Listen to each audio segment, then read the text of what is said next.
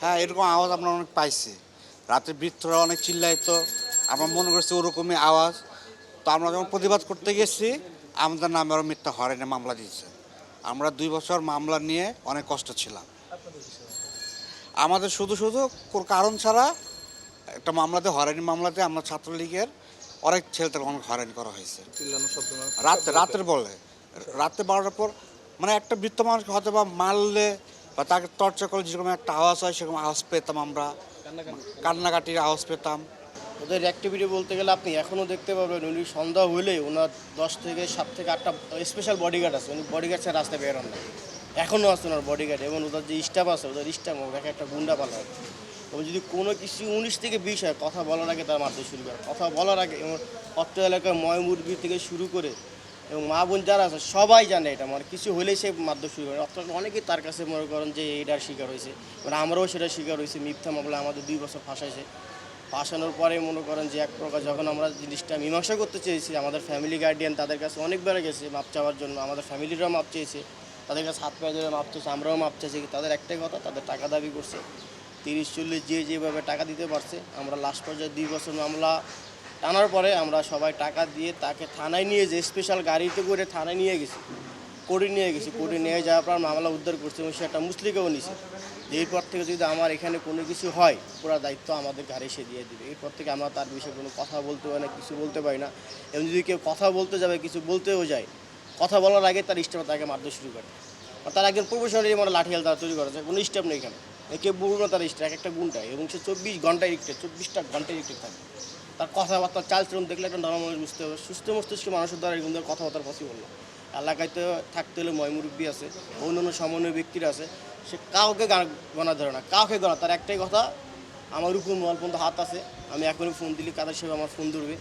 মানে আমাদের যে ওবায়দুল কাদের সাহেবের কথা তার কথা বলে। এবং তার প্রশাসনিক অনেক ভালো লিঙ্ক আছে, যেহেতু একটা এই মানুষের ইমোশনের জায়গা, মানুষ জিনিসটা সিম্পিতি হিসাবে তাকে সাপোর্ট করে।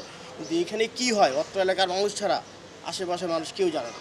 অত্র এলাকার মানুষ খুব ভালো করে জানে এখানে কেউ। সে এক রাগের রাত হলে তার বৃদ্ধাশ্রম থেকে যে পুরো মারধর করতো, আশেপাশের মানুষেরা ঘুমাইতে পারতো না।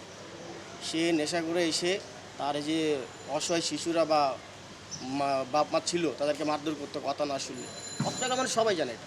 রাত হলে মারধর করতো, মানে রিক্টেড হয়ে আসতো সে। এখনও সে রিক্টেড। আচ্ছা, এই যে কথাটা শেষ বললাম, ওই আশেপাশে যে বাড়িঘর আছে, পরিচিত আছে, এই কথা পরিচিত লাগবে না। আপনি ওদের যে বাড়িগুলো যেগুলো আছে না, ওদের কাউকে জিজ্ঞেস করলে সে আপনাকে অ্যান্সার দিয়ে দেবে, বলবে। আপনি যে কাউকে জিজ্ঞেস করেন, যে কোনো বাড়ি ফ্ল্যাট বাড়ি ভাড়া হলে সবাইকে জিজ্ঞেস করে যে রাত হলে আগে মিলিটারি এখানে মারধর করতে কিনা, একই বলবে, এক কথাই বলে দিবে মারধর। হ্যাঁ, তো সে যে কত বড় ডেঞ্জারাস। কত টাকা দিয়ে এই মামলাটা? আমরা মনে করছি আমাদের সবার থেকে 50,000 টাকা করে দাবি করছে, যে মিনিমাম 50,000 টাকা করে দিব করতে। কিন্তু আমাদের তো পসিবল না, কারণ আমরা 2 বছর অলরেডি মামলা টানছি। আমাদের কোর্ট পি, আমাদের ফ্যামিলি সবার ব্যাকগ্রাউন্ড অত ভালো না। যে যতটুকু দিতে পারে সর্বনিম্ন 30 দিয়ে দেওয়া লাগছে, সর্বনিম্ন 30। একটা মিডিয়া শুরু টাকা মেনটেন করার জন্য, তারই বন্ধু এখনও আছে ওখানে। সেই সব কিছুই পুরো জিনিসটা সে মিনিমাম সব করছে। আমি দিচ্ছি মনে করেন 35,000, আমার ছোটো ভাইরা কিছু আছে তারা দিয়েছে 32,000, আর বন্ধু বান্ধবরা দিয়েছে 40-45, যার থেকে যেমন নিতে পারছে।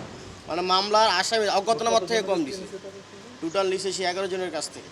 এবং অজ্ঞাতনামা ছিল আর অনেকেই, যারা ওখানে মামলায় উপস্থিত ছিল না মারধরে, আপনি ভিডিও ফুটেজ দেখলে বুঝতে পারেন, যারা ভিডিওতেই ছিল না।